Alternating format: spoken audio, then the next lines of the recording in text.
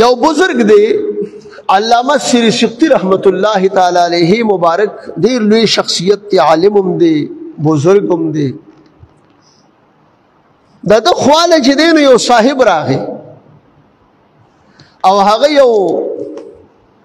یو کوزه راغستې د ځان سره د ټیکري کوزه ده خاورې. ورته وایي صاحب راغلی ما دا کوزه ده په دې کې چې زه کله اوبه واچوم نو هغه اوبه په لږ ساعت کې دومره ګرمې شي چې هغه د استعمال نه.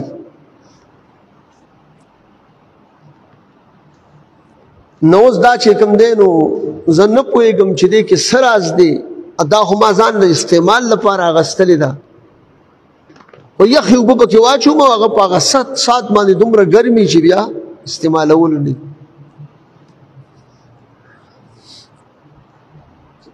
خواجه شری سقطی رحمت الله تعالی علیه مبارک چې دا وکتل چې د صاحب خود سے سوال کړی دی اوس دې لپاره خو چې دی نو دې جواب هم پکار دی.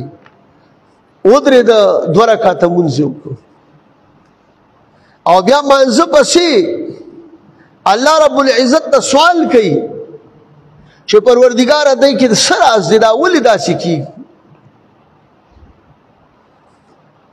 نو د اولیاء کرامو ته کشف کېږي، الهام ورته کېږي، انبیاو ته وحی کېږي. وایي ده ته الهام وشو چې د دې کوزې نه تپوس وکړه چې دا ولې دې کوزې دې کوزې ته وایي چې ښه څه راز دی دا ولې داسې کېږي، دا اوبه درکې ولې دومره سختې ګرمېږي په لږ ساعت کې. دا کوزه ورته خدای پاک ګویا کړله او داسې خو کېږي نیکانو بندګانو ته دا هر څه بیا دغه کېږي ګویا کېږي. نو خواجه سری سقطی رحمت الله علیه ته کوزه ګویا شوله. غرض مې دا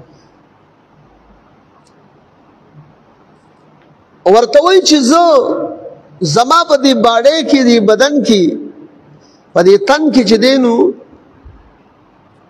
دا هغې قبر چې دی نو خوره لګېدلې ده کوم قبر واله ته چې عذاب روان دی عذاب.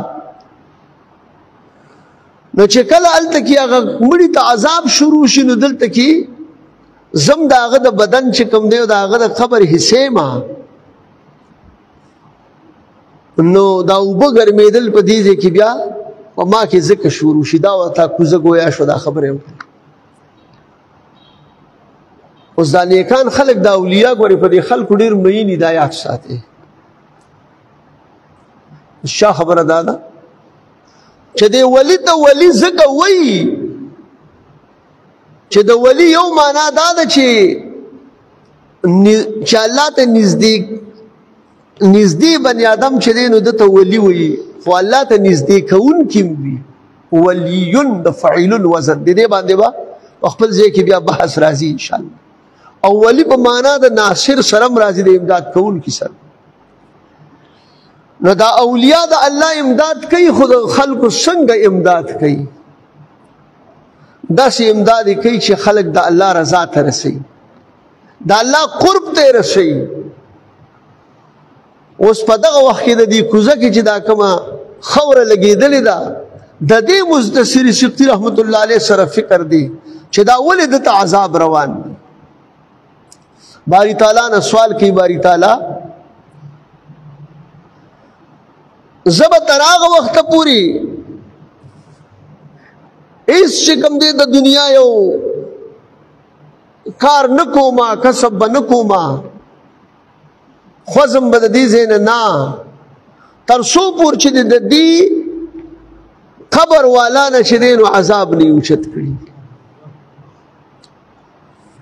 دا سوال وکړه باری تعالی ته خو بیا دا نیکان خلک چې دی نو دا د الله پاک د دې سوال قبلي هم سوال الله قبلي هم.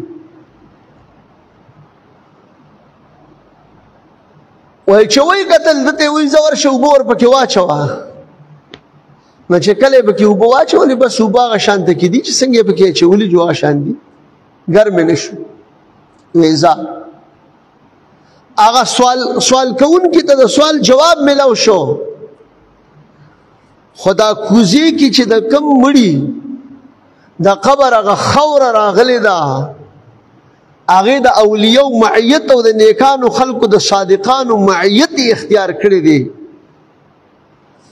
نو الله رب العزت هغې ته څومره خیر ورکړ چې کله د یو مړي د قبر خوره د یو رښتیني انسان او د صادقینو محفل ته مجلس ته رسي د هغې نه الله عذاب اوچتوي نو کله چې څوک بیا څه کوي چې د اولیاء کرامو اتباع کوونکي وي د نیکانو خلقو اتباع کوونکي د هغې چې کومه لار په دنیا کې خپله کړي په هغې روان خلک وي نو هغې ته به الله رب العزت خیر ورکوي که نه دې وجې نه ګورئ اهدنا الصراط المستقیم خدای مونږ ته برابره لار وښیي نو بیا څه وایي صراط الذین انعمت علیهم د هغه خلکو لار چې تا پې انعام کړي